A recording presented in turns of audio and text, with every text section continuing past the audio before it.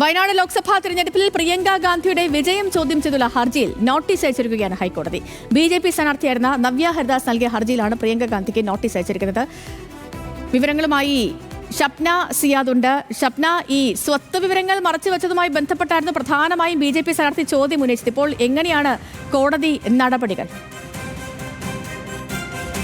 ഷപ്ന സിയാദിലേക്ക് മടങ്ങിയെത്താം.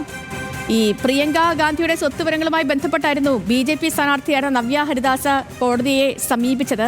അതിലാണിപ്പോൾ കോടതി ഇടപെടൽ ഉണ്ടായിരിക്കുന്നത്. വയനാട് ലോക്സഭാ തിരഞ്ഞെടുപ്പിൽ ഇത് വലിയ വിവാദവുമൊക്കെയായിരുന്നു. ഷപ്ന സേത് ഉണ്ട് നമുക്കൊപ്പം. ഷപ്ന, കേൾക്കാമെങ്കിൽ പറയാം, എങ്ങനെയായിരുന്നു കോടതി നടപടികൾ? നവ്യ ഹരിദാസ് ഈ പറഞ്ഞതുപോലെ ഈ പ്രിയങ്ക ഗാന്ധിയുടെ സ്വത്ത് വിവരങ്ങൾ മറച്ചുവെച്ചുവെന്ന് ആരോപിച്ചായിരുന്നു ഹൈക്കോടതിയെ സമീപിച്ചത്.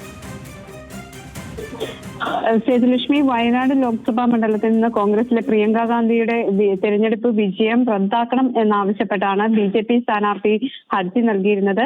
ബി.ജെ.പി സ്ഥാനാർത്ഥിയുടെ പരാതിയിൽ പറഞ്ഞിരുന്നത് സ്ഥാനാർത്ഥിയുടെയും ബന്ധുക്കളുടെയും സ്വത്തുവിവരം മറച്ചുവെച്ചു, നാമനിർദ്ദേശ പത്രികയോടൊപ്പം സമർപ്പിക്കേണ്ട ആസ്തി വിവരങ്ങൾ അടങ്ങുന്ന സത്യവാങ്മൂലം നൽകി എന്നതാണ്.